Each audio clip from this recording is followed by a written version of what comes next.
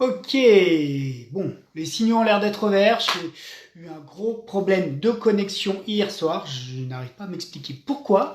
J'espère que ça va aller aujourd'hui. Je suis dans une petite pièce à côté de ma maison grâce à un répéteur. Normalement, je profite du Wi-Fi 4G, mais apparemment, c'est pas tout le temps, puisque hier soir, en plein d'émission, après peut-être 5 minutes, 10 minutes d'émission, et ben c'était coupure totale et pas moyen de me reconnecter via un autre appareil. Donc on l'a refait, on recommence. Bonsoir, je suis Laurent. Laurent, le webmaster du blog Comics Heroes. Salut Laurent Gély, bienvenue à Canapé Comics. Et aussi l'administrateur de la page Facebook French Comics Force, une page Facebook dédiée aux projets, aux artistes de comics français, plutôt de la scène indépendante des comics français. Bonjour Jérôme, bonsoir. Je suis content d'avoir des viewers puisque c'est un petit peu un horaire en avance par rapport à ce que je fais d'habitude. D'ailleurs, mes viewers, dites-moi si c'est un horaire qui vous correspond mieux, des émissions avant 21h. Je pense que c'est peut-être plus simple quand c'est à partir de 21h et plus tard. Mais dites-moi ce qui est le mieux pour vous. D'ailleurs, je vous avais posé une question, quelle était votre lecture comics du moment? Moi, c'était mes lectures comics des vacances, j'en ai plusieurs, ça va être dur de faire un choix. Pareil qu'hier, remettez-moi quelles sont vos lectures comics du moment. Camille, tu es là, toi qui lis pas de comics, explique-moi ce que c'est que ta lecture comics du moment. Messieurs, dames, donc il manque que les dames. Salut Johan, ah, bah écoute, bienvenue Johan. Johan Boisseau qui est avec nous en live, Johan Boisseau qui est le boss des éditions Réflexion, donc éditeur de comics VF qui vient de faire une annonce sur la page Facebook de son site hier, avec notamment les prochains titres à venir. Moi j'ai retenu Cyberforce, je crois qu'il y a Aphrodite 9 mais qui est déjà lancé, et j'ai cru voir Johan que tu avais du Captain Canuck. Alors je suis curieux de savoir ce que ça donne Captain Canuck en 2020-2022, donc je crois que je vais surveiller tout ça attentivement. Il y a Camille qui me dit qu'il m'aime en commentaire sur Facebook. Moi aussi, Camille, je pense pareil. Voilà, messieurs, on est parti. Comme d'hab, hein, donc Yohan qui nous dit que Captain Canuck, il a hâte de le sortir. Bah écoute, j'ai eu un free comic book day, je crois, de cette année, où il y avait du Captain Canuck et plein d'autres héros, dont des héros du Golden Age. Et j'ai trouvé ça vachement chouette. Donc, si c'est ce genre de comics que tu vas éditer, bah écoute, moi aussi, je suis curieux de lire ça. J'avoue que j'attends avec impatience Cyberforce. Et donc, je vous engage et je vous invite à découvrir les éditions Réflexion. Donc, c'est les comics que Yohan édite. Ça fait un moment que Yohan est sur la scène de l'édition de comics. Il s'était surtout fait connaître avec les French Crow. Il a fait pas mal de titres, alors que j'appelle un peu style dark metal et tout, mais il n'a pas fait que ça. Et en plus, entre guillemets, j'ai envie de dire, Johan, tu développes ton catalogue maintenant avec des titres un petit peu plus mainstream. Faudrait essayer le mainstream en comics, voir ce que ça donne. Mainstream, avec notamment Cyberforce, on est en plein dedans, et puis du Captain Canuck, donc heureux de voir tout ça. Messieurs, donc ça marche pour l'instant, j'ai pas de problème de connexion, je croise les doigts. On va terminer cette fameuse émission qu'on avait commencée hier. Je vais vous parler de mes lectures de vacances, lecture comics de vacances. Johan nous dit c'est Cyberforce, The Max et Aphrodite 9, les annonces du moment. Parfait, c'est tout à fait. The Max aussi, qui revient. Camille qui nous dit aussi qu'il a un live ce dimanche sur les comics. Parfait, je sais que tu as fait de toute façon Camille sur la Taverne de Luxe, sa chaîne YouTube La Taverne de Luxe. Tous les dimanches vous avez des belles grandes émissions, longues émissions sur en général la thématique BD, comics, mais surtout et avant tout comics. Donc bravo à Camille pour être fidèle et proposer du contenu de qualité. Et voilà, toutes les semaines, voire parfois plusieurs fois par semaine. Ok, mes viewers sont tous en train d'arriver. Salut Arnaud, n'hésite pas à faire un petit passage, n'hésite pas à revoir la vidéo par la suite. Question, vu que vous êtes nombreux mes viewers, ça m'intéresse. On fait une émission plus tôt que d'habitude, on est avant 21h, j'espère que j'aurai tout simplement pour m'éviter des problèmes de connexion. Ça c'est mon côté pratique. Est-ce que pour vous c'est intéressant d'avoir des émissions avant 21h ou c'est quand même mieux pour tout le monde d'avoir 21h et plus? Je vous laisse répondre dans les commentaires. Ok, ça y est, j'ai repris le travail aujourd'hui. Bon, c'était bien en fait, j'ai eu la chance d'avoir une bonne équipe et c'est cool. Mais j'ai pu profiter aussi d'une semaine. Tu seras en direct des Caraïbes pour de vrai, Camille. Tu pars en vacances aux Caraïbes et tu vas nous faire une émission aux Caraïbes. Bien joué. Je n'étais pas sûr d'avoir bien lu ton commentaire, mais si tu me le confirmes, c'est ce que ça veut dire. Bravo mon Camille. Ok, donc je vais vous parler de mes lectures comics de la semaine dernière, de ma semaine de vacances. C'est top, j'ai eu une grosse semaine de vacances, j'ai commencé par lire mes VO, et là je vais vous faire part de mes versions françaises, de mes dernières lectures comics, et puis un petit plaisir que je me suis fait, vous voyez peut-être ici, je sais pas si la caméra est bien centrée. Je vais commencer avec une découverte, j'avais commencé à en parler hier avant la coupure de connexion, j'espère que ça va marcher. Une découverte avec les titres crossover de Valiant Comics. Valiant Comics, c'est un éditeur qui est aux US depuis même les années 80, puisqu'il y avait eu des comics Acclaim Valiant Comics. Pour moi, le plus connu de cette époque-là, c'était Turok le Dinosaur Hunter, Turok le chasseur de dinosaures, qui avait dû avoir droit à des adaptations de jeux vidéo sur les époques Super NES, Nintendo et puis PlayStation quelque chose. Et c'était aussi une grosse gamme de comics américains. Donc à surveiller la taverne de Luc dimanche prochain, puisque Camille interviewe un artiste de Carré. Camille, tu peux nous dire si c'est un artiste BD ou plutôt comics? J'en reviens, Valiant, éditeur qui est un même gros éditeur US de comics, puisqu'il avait fait Turok, Bloodshot, Rai, etc. Johan m'apporte les précisions en commentaire, c'est parfait, puisque justement, la plupart du catalogue historique de Valiant Comics des années 80-90 est repris depuis les années 2010-2015, 2010 je pense, aux US, et donc l'univers est réinventé en mettant sur le devant de la scène les principaux personnages, sauf Turok, le Hunter Dinosaure, qui n'apparaît pas pour l'instant dans le catalogue. Alors, Yann qui dit que malheureusement Valiant ne va pas bien depuis quelques mois. Oui, je pense que Valiant, qui est quand même, je pense, le quatrième le plus gros éditeur US, souffre de la concurrence des Marvel DC qui bouffent tout sur leur passage.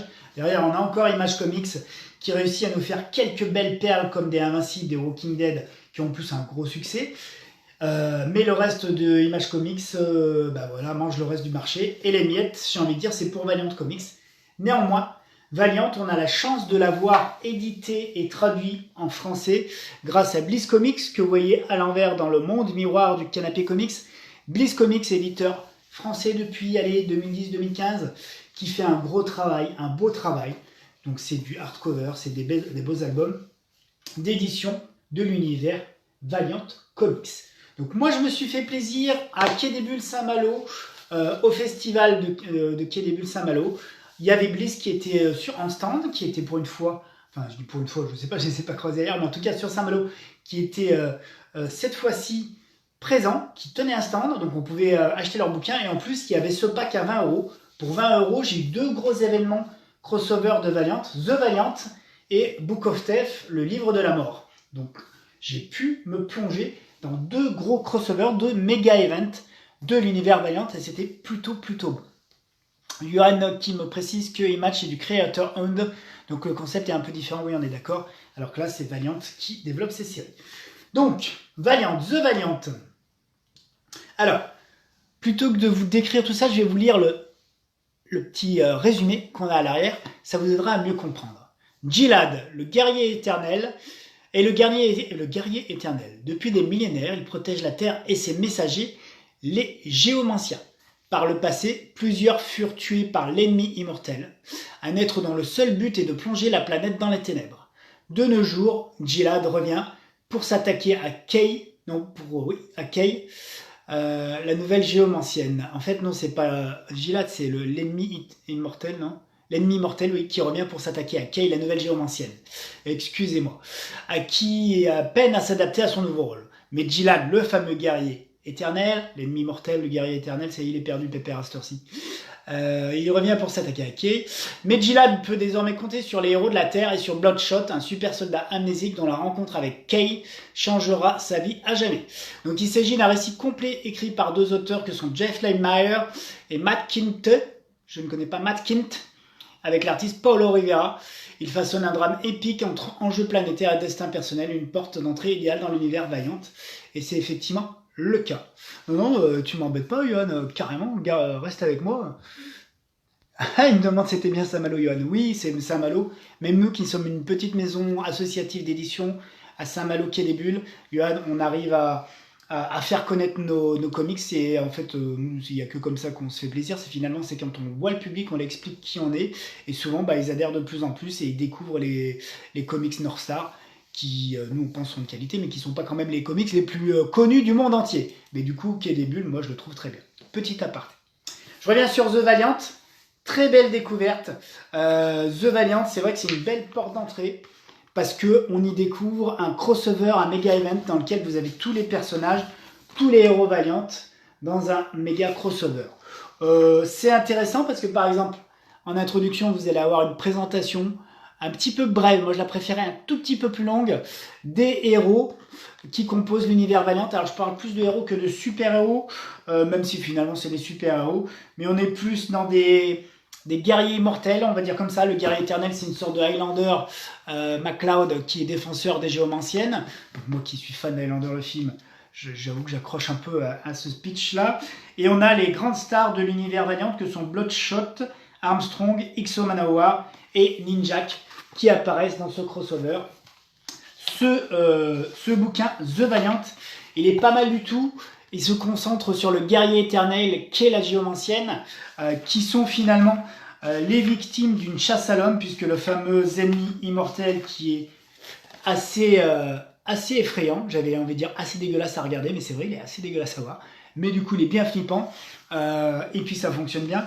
C'est une créature maléfique qui n'a pour but que de détruire les géomanciens et les géomanciennes à travers les âges.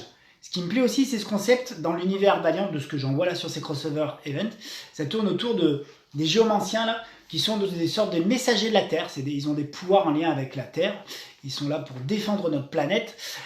Et c'est quelque chose que je ne me souviens pas avoir vu dans d'autres comics. Et je trouve ça très intéressant. C'est une sorte de super, de super puissance, ou c'est peut-être l'être le plus puissant de l'univers Valiant. Et il est directement lié à notre planète, donc il est là pour la protéger, et certainement quand elle va pas bien, lui non plus ne va pas bien, etc. etc. Là, on est en mode chasse à l'homme, puisque le fameux ennemi immortel veut faire la peau à Kay, la nouvelle belle géomancienne, cette jeune femme blonde, qui bénéficie de l'aide et du secours du guerrier immortel, du guerrier éternel, pardon, et puis aussi de tous les héros Valiant, comme le fameux Ninjak. Vous allez y voir Bloodshot, le Bloodshot, un peu, là, vous voyez, ça, elle résume bien cette planche. On se croirait un peu dans l'ambiance Terminator 1 avec Sarah Connor et Chris, non, je sais plus comment il s'appelait, le soldat du futur, le père de John Connor, qui serait là pour l'aider, pour essayer de survivre aux attaques du fameux ennemi immortel. Donc, moi, j'ai trouvé ça très très sympa, très fun. On y aperçoit les super-héros Valiantes. On les aperçoit plutôt qu'on les voit vraiment en action.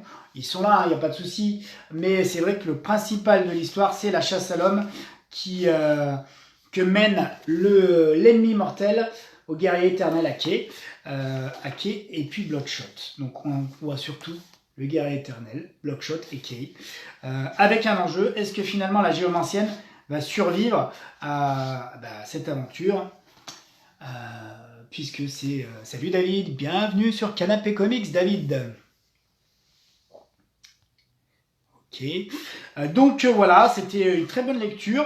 Ce qui est sympa, c'est que ça, pour moi, ça me met dans l'ambiance et dans l'univers Valiant, avec cette histoire de géomancien où finalement, on se rend compte que dans l'univers Valiant, il y a un représentant par époque ou par ère de la Terre, le géomancien, la géomancienne. Et donc, à la fin de ce numéro, il se passe quelque chose en lien avec les géomanciens.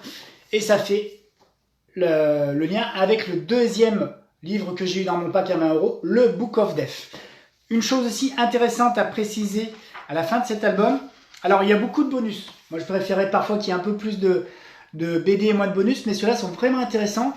On y voit l'évolution sur une seule page entre les esquisses, les crayonnés, l'ancrage et la colorisation. Je ne sais pas si vous voyez bien, mais on a finalement une seule page avec les cases qui sont présentées. Là en double page par exemple, vous voyez, avec les différentes étapes de la création de la bande dessinée, du dessin, etc., etc.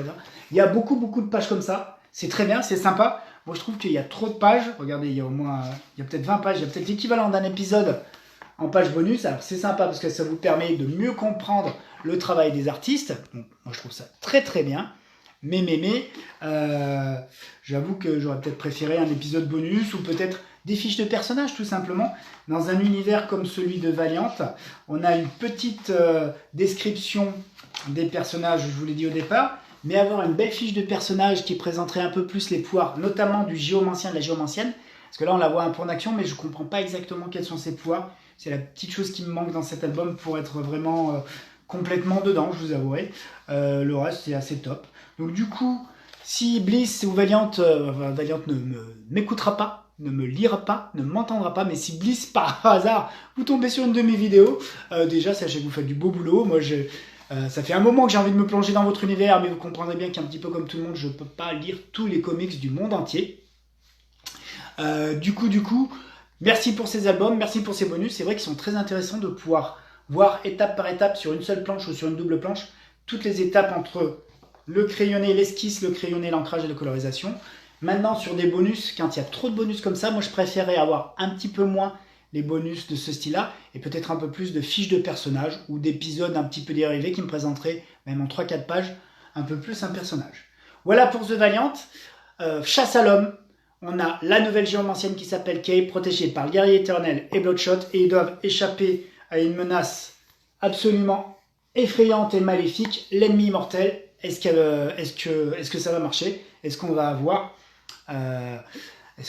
Kay survivre? Et donc, le deuxième bouquin qui est intéressant dans ce pack, c'est qu'il fait suite directe à celui-là. Et alors là, il y a un autre parti pris. Je ne vais pas vous lire le pitch comme j'ai fait sur le premier, parce que ça va vous spoiler le premier, justement. On continue à suivre le guerrier éternel et la géomancienne, avec cette fois une difficulté qui est que toujours la présentation des personnages, excusez-moi. L'équipe artistique sur ce bouquin, c'est qui? Je vais y arriver ou pas? C'est Robert Venditti, Robert Gilles et Doug Braithwaite, et puis après, il y a plusieurs équipes de scénaristes, excusez-moi, et de dessinateurs, puisqu'on suit un crossover, et après on a des bouquins qui nous présentent la fin et la mort de certains des personnages principaux de l'univers Valiant. Donc ça, c'est bien foutu, c'est bien conçu, c'est un gros bouquin, parce qu'on a un crossover en 3 ou 4 épisodes, et entre chacun des épisodes, on voit un bouquin qui nous présente la fin et la mort des des personnages principaux que sont Ninjak, X-O Manowar, le guerrier éternel, etc., etc. On voit leur mort qui est annoncée dans ce bouquin-là, et finalement, ça fait un peu des séries dérivées, mais du coup, ça marche vachement bien. Moi, j'ai beaucoup aimé dans ce bouquin-là. Voilà, donc il y a plein de scénaristes et dessinateurs différents. Il y a Jeff Lemire, et en artiste, on a Doug Braithwaite. Vous avez en scénariste Matt Kindt et en dessinateur Trevor Ershine. Qu'est-ce que vous avez en scénariste? Vous avez Joshua Dessart et Cano. Vous avez Robert Venditti qui revient en scénariste et Clinton Henry en artiste. On a du Robert Venditti à la fin et du Cafou aussi en dessin. Donc, on est cette fois dans un parti pris différent. Le guerrier éternel est en guerre avec les autres héros Valiant Comics. Je vous laisse lire le bouquin. Vous comprendrez finalement qu'il y a un souci, parce que nos héros de Valiant, les Valiants, pensent qu'il y a un problème avec le géomancien, avec la géomancienne, et qu'elle provoque des catastrophes et des massacres dus à la nature. Il y a des massacres dus à la nature. Imaginons qu'il y a des arbres qui se mettent entre guillemets, qui s'animent et qui tuent une population entière dans un village, des attaques comme dans Les Oiseaux d'Alfred Hitchcock, donc des catastrophes naturelles avec de gros désastres, de gros massacres qui sont causés par la nature. Et donc l'équipe des Valiantes en vient à penser que c'est donc la nouvelle géomancienne qui est finalement la cause de toutes ces catastrophes et de tous ces massacres. Donc le guerrier éternel qui est là pour protéger la géomancienne est obligé de croiser le fer avec ses anciens alliés, ses partenaires, ses alliés du groupe des Valiantes. Donc c'est assez sympa à lire. Derrière tout ça, vous imaginez bien qu'il y a peut-être quelque chose en plus à découvrir, qu'il y a une intrigue secondaire. Donc c'est finalement ça. Sur ce bouquin-là, vous allez suivre le guerrier éternel, toujours en train de protéger la géomancienne. De la protéger des autres héros Valiantes qui pensent et qui sont persuadés que la géomancienne est devenue finalement maléfique et veut peut-être causer la perte de l'humanité. On va dire ça comme ça. Et en plus, il y a une intrigue avec un bouquin qui vient du futur, qui est le livre de la mort, et qui raconte la fin du monde par énigme. Et dans ce livre de la mort, c'est ce que je vous disais, on voit aussi des épisodes dédiés à la mort des grands héros de Valiant. Là, on a la mort de Bloodshot, donc on va voir Bloodshot dans le futur puisqu'il est quasiment immortel. On va voir comment il meurt puisque c'est un guerrier né. Hein. C'est finalement Bloodshot, c'est un petit peu, il a les pouvoirs de Wolverine, il a un peu un look au Punisher et c'est un ancien soldat, c'est une sorte de super soldat avec les pouvoirs de Wolverine et un petit peu le look du Punisher. Donc c'est plutôt pas dégueu hein, sur le papier. Donc on pense qu'il va forcément mourir et périr au combat. À suivre dans cet épisode. On a donc les épisodes aussi du crossover, ça je vous l'avais annoncé. On va avoir aussi un épisode et un bouquin consacré à la mort de qui? À la mort de Ninjak. Pareil, le Ninjak, on va suivre le Ninjak du futur pour savoir comment il mettra fin à ses jours ou comment la mort va le rattraper à un moment ou à un autre. Vous allez avoir le crossover, je vous l'ai déjà dit, sur l'événement principal, le livre de la mort. Vous avez la chute du Harbinger. Il y a toute une catégorie de super-héros télépathes dans l'univers Valiant et on va voir la fin et la mort du dernier Harbinger. Qu'est-ce qu'on va avoir d'autre? On va avoir aussi la mort de X-O Manowar, forcément. Comment X-O Manowar va terminer sa vie. Là aussi, c'est dans le futur. La plupart de ces super-héros sont quasiment éternels, immortels. Donc, ils mettent quelques décennies, voire quelques siècles avant de rendre l'âme, on va dire ça comme ça. Et donc, on va suivre la résolution, ou pas, de l'événement sur le livre de la mort, avec peut-être quand même une happy end, on verra bien, puisqu'il s'agit de super-héros mainstream. Voilà. Mais ce qui est intéressant, c'est que du super-héros mainstream, mais qui, quand même, n'hésite pas à montrer ce qu'il y a à montrer. Je vais vous présenter une double page, d'accord, si je trouve mes mots, voilà. Par exemple, je vous parlais de catastrophes provoquées par la nature. Typiquement, dans une petite ville des US, tous les habitants se font tuer, assassinés par les arbres. Voilà. Et là, vous voyez, le dessin, on y montre ce qu'il y a à y montrer. Bon, je ne trouve pas que ce soit hyper choquant, mais voilà.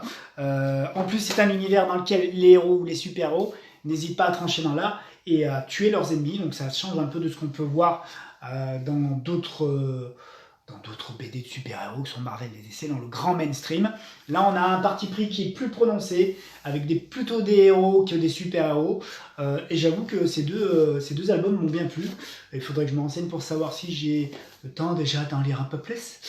Pour voir la suite des événements Valiant, les événements Valiant me plaisent beaucoup. Cette histoire de géomancien qui est là pour protéger la Terre, qui a aussi un protecteur, etc. J'ai vraiment bien accroché à ces événements Valiant. Je pense qu'il y a eu des commentaires pendant que je faisais ma présentation et ça a dû me charrier un petit peu.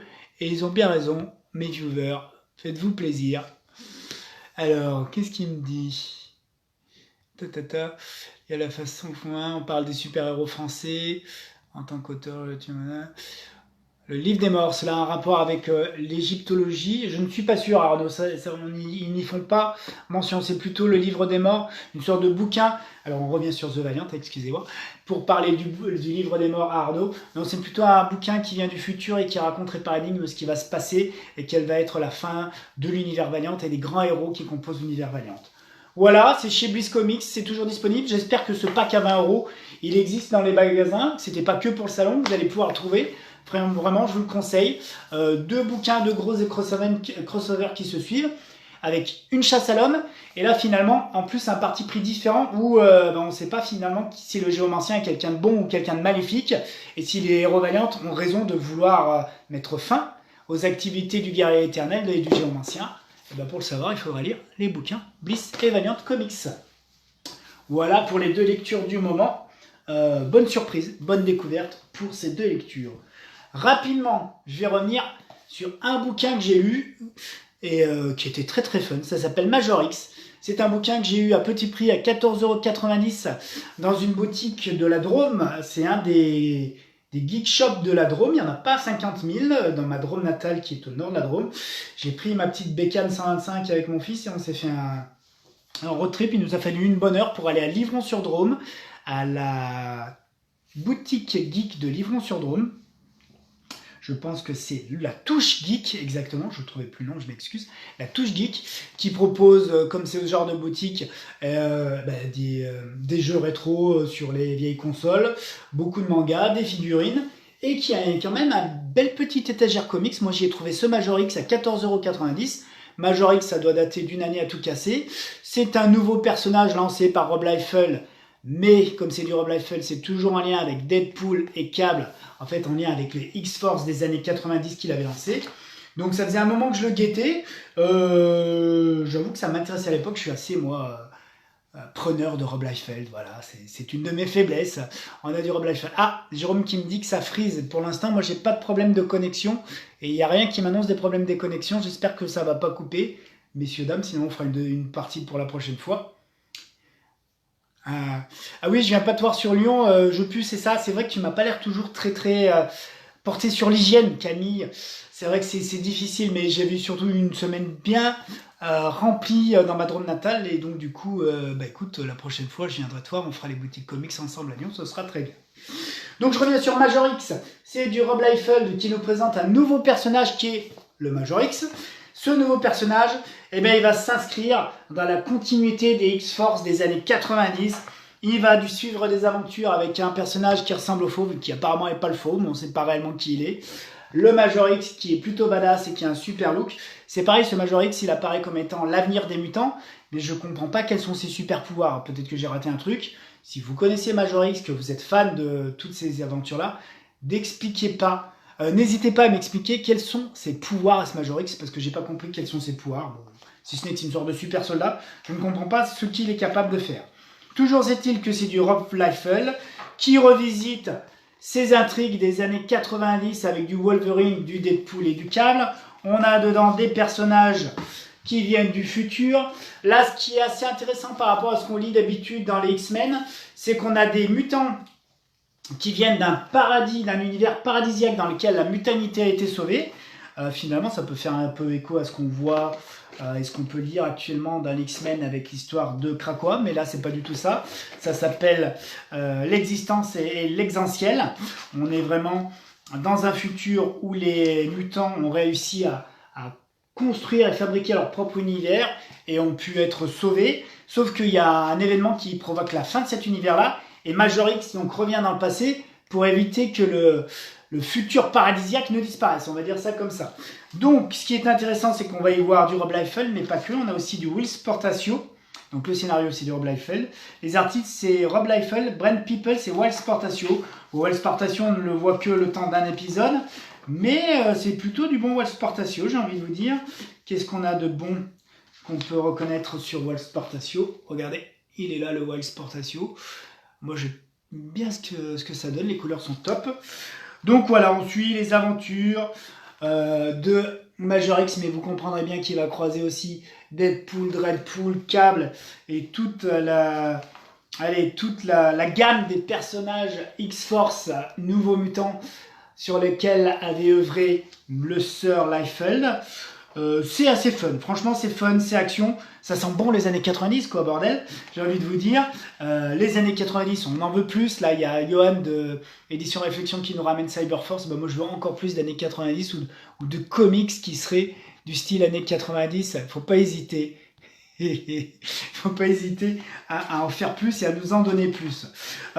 Pour être aussi tout à fait précis, notre Rob Liefeld donc ne dessine pas tout, vous l'avez bien compris, mais il est quand même sur 4 ou 5 épisodes. Il y a combien d'épisodes là-dedans? C'est quand même 1, 2, 3, 4, 5, 6, 7 épisodes.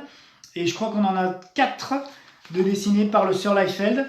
C'est jusqu'à la fin, on a une sorte de flashback ou un épisode qui nous est repris, un épisode des années 90. Je pense que c'était un crossover entre Wolverine et Deadpool, et je n'ai pas compris quel était le rapport entre Major X et cet épisode-là. En tout cas, je comprends pas bien quel est le rapport entre cet épisode et Major X. Certainement que j'ai loupé un truc, mais je suis pas sûr d'avoir loupé grand-chose quand même. Allez, si ce n'est que peut-être le grand vilain de l'époque qu'on voit dans ce crossover-là, ce serait le même vilain de l'époque de Major X. Allez, c'est peut-être ça. C'est peut-être ça que j'avais pas compris. Mais voilà, ça reste du fun. Et puis, moi, j'ai eu la chance de le trouver à 14,90 €.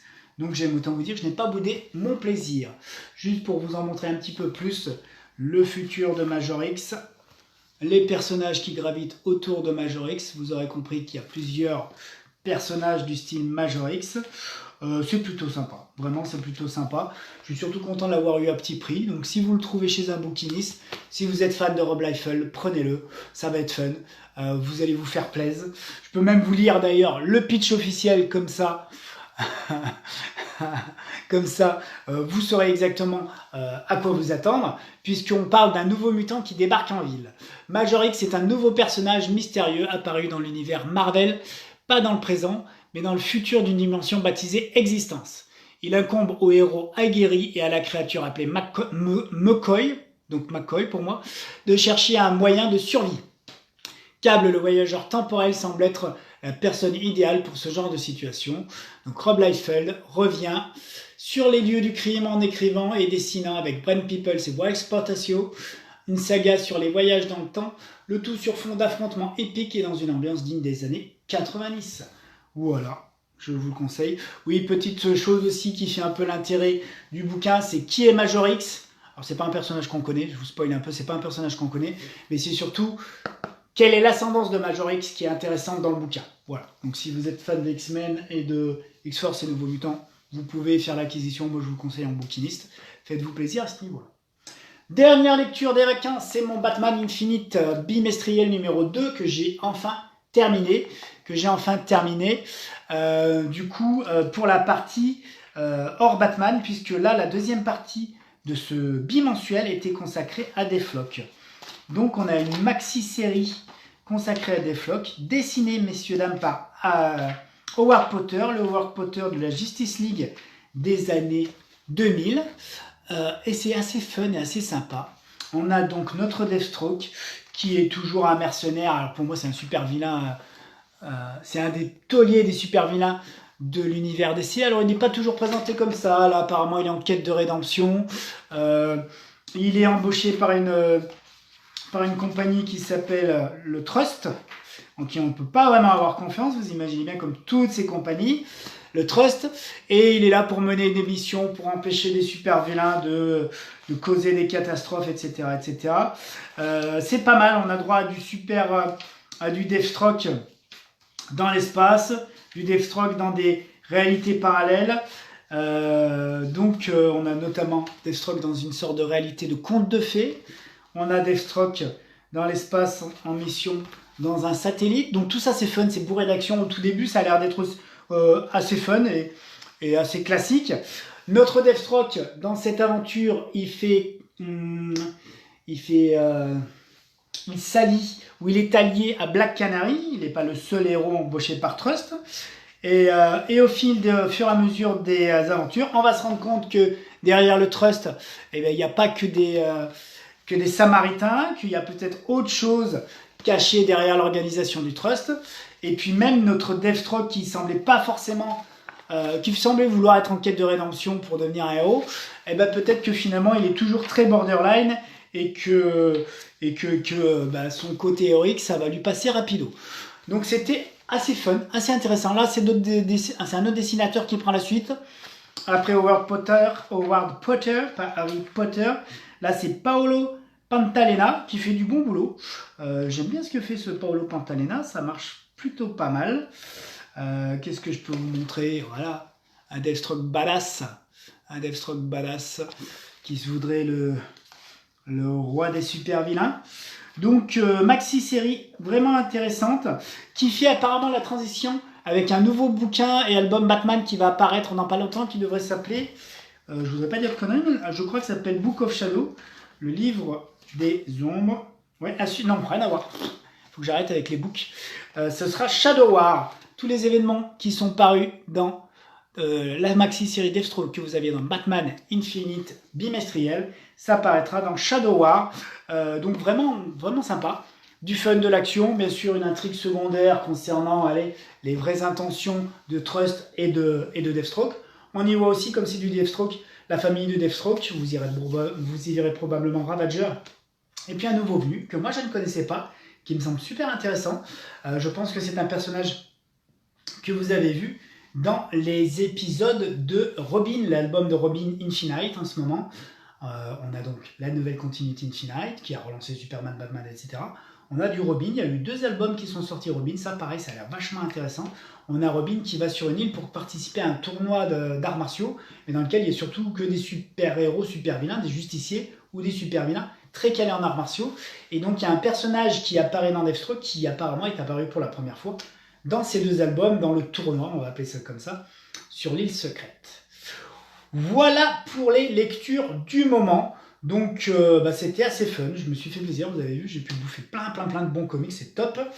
Et puis j'ai pu aussi voir sur les réseaux sociaux une info qui va intéresser quelques collecteurs, puisque j'ai vu sur les réseaux sociaux que Nose, les enseignes Nose, N-O-Z, qui sont des enseignes de solderie, enfin j'appelle ça une solderie, c'est pas une solderie, mais qui vendent des produits, des invendus je pense, proposent la gamme quasiment complète. Alors moi j'avais tous ces personnages-là, c'est-à-dire Icaris, Macari, comment ça s'appelle, Sprite, Cersei, Fastos, Kingo et Druig. La figurine Marvel Legends, c'est des Marvel Legends, donc c'est de la qualité. Là vous voyez Icaris, on a droit à 2 visages et une nouvelle paire de mains. À 6,99€ les gens. 7€ au lieu, je pense, de 20 ou 25€ la figurine. C'est dans les, normalement, s'il en reste encore, dans les magasins Nose. C'est disponible partout en France. J'ai vu sur les réseaux sociaux que certains espéraient trouver Tena et d'autres personnages, mais moi, dans la gamme de personnages que je vois apparaître, je ne vois pas Tena. Et je ne l'ai pas vu non plus dans les rayons, donc je ne suis pas sûr que Tena existe en Marvel Legends ou qu'elle sera disponible via les magasins Nose. Voilà! Jeunes gens, j'ai fait le point. Je voudrais juste, pendant que vous êtes encore là, messieurs les viewers, indiquez-moi si les émissions qui sont plutôt aux alentours de 21h, avant 21h, plutôt qu'après 21h, c'est intéressant pour vous. Là, aujourd'hui, on a fait une petite exception. D'habitude, je suis plutôt 21h30 parce qu'il me semble que c'est un horaire plus facile pour vous et comme pour moi. Mais là, vous voyez, avant 21h, j'ai pas eu de problème de connexion. Et ça, c'est une bonne nouvelle. Je regarde un peu si j'ai des questions. Je vois Jérôme qui me dit que les figurines Legends sont vraiment chouettes. Je suis assez d'accord, les Marvel Legends sont assez chouettes. J'avoue que c'est la première fois que j'achète. Du coup, je me suis fait un petit plaisir à 7€, pas grand risque. Personnellement, je préfère les DC Multiverse de McFarlane, les figurines de McFarlane, d'ailleurs, qui sont pour le même prix, voire un petit peu moins cher que les Marvel Legends. Et puis j'avoue que j'essaie de pas trop en prendre et de me réfréner parce que je veux pas encore me plonger là-dedans. Il y a quelques Marvel Legends que j'aimerais trouver. La Moon Knight de la série télé, je la trouve super belle. Il y a quelques persos de Marvel Legends sur lesquels j'aimerais tomber. Peut-être que je me ferai plaisir. Ah, Jérôme me dit qu'il est team avant 21h. Les viewers, est-ce que vous êtes team avant 21h ou après 21h? C'est intéressant pour moi. Ça me permettra peut-être de réadapter mon offre entre guillemets de Canapé Comics. Et sinon, vous regarderez les replays. 2 autres infos pendant que j'y suis. Ah, on a aussi Arnaud qui est avant 21h. Messieurs, pendant que je donne mes autres infos, autres viewers, indiquez-moi si vous êtes avant 21h ou après 21h. Les infos du moment. Il va y avoir des événements comics en France prochainement. Il y aura le Paris Manga de début décembre organisé par Yoann. D'ailleurs, je vous parlais de Yoann Boisseau qui fait les éditions Réflexion. Il y a aussi le Grand Manitou derrière les Paris Manga qui sont organisés, si je dis pas de bêtises, 2 fois par an à Paris, porte de Versailles. Gros nom comics cette année à Paris Manga, c'est David Finch. Le David Finch qui dessinait Ascension chez Topco Comics, qui a dessiné Aphrodite 9, qui est d'ailleurs réédité par les éditions Réflexion et est disponible en ce moment même aux éditions Réflexion. Donc David Finch, Paris Manga. Et autre grande nouvelle, ça vient vite. Je crois que ce ne sera pas le week-end qui vient, mais le week-end d'après, aux alentours du 18, 19, 20 novembre. BDval, ça s'appelle, le salon de bande dessinée de Valenciennes, a des vrais bons auteurs comics. Alors, j'ai pas retenu, mais on a un gars qui dessine sur du Batman. On a d'autres dessinateurs comics. Et surtout, on a Jim Cheung. C-H-E-U-N-G. Je suis désolé, je ne sais pas prononcer le nom. Je ne sais pas comment on le prononce, quoi, Jim Cheung ou Jim Cheung. Qui sera présent à Valenciennes. Le dessinateur, messieurs, dames, des Young Avengers. Le dessinateur de Scion chez Krogen. La grande star, il a fait du Spawn il n'y a pas longtemps. Qu'est-ce que j'ai vu aussi qu'il a fait, notre ami Jim Cheung? Il a fait plein de choses. Jim Cheung, je trouve que c'est une des vraies grandes stars du comics actuellement. J'adore ses dessins. Jim Cheung, il nous a dessiné quoi? Je suis en train de penser comme crossover Marvel. Il était sur lequel, je ne sais plus. En tout cas, Jim Cheung sera présent à Valenciennes. Valenciennes, c'est un salon de BD, mais c'est pas un salon de BD énorme. Donc si j'ai un conseil à vous donner, si vous êtes dans la région, foncez à Valenciennes, 18, 19, 20 novembre pour rencontrer Jim Chung. En plus, il va être dans un salon BD. Parfois, le problème des salons BD, c'est que les artistes comics passent un peu inaperçus. Et donc, ils sont souvent assez disponibles, voire parfois très disponibles. Moi, j'ai pas la chance de pouvoir y aller parce que j'ai quand même la chance d'être au festival de BD, BD Boom à Blois aux mêmes dates. On fera North Star Comics sera présente à BD Boom à Blois à date. À BD Blois à cette date-là. Ça va être top, hein. On va se passer 4-5 jours entre copains de la bande North Star Comics. On va être entre 6 et 7. Ça va être 4 jours de bons moments comics, mais je ne serai pas à Valenciennes. Donc vous, mes viewers, allez à Valenciennes, rencontrez Jim Chung et vous reviendrez me raconter votre expérience métaphysique de comics auprès de Jim Chung. Ça m'intéresse à fond.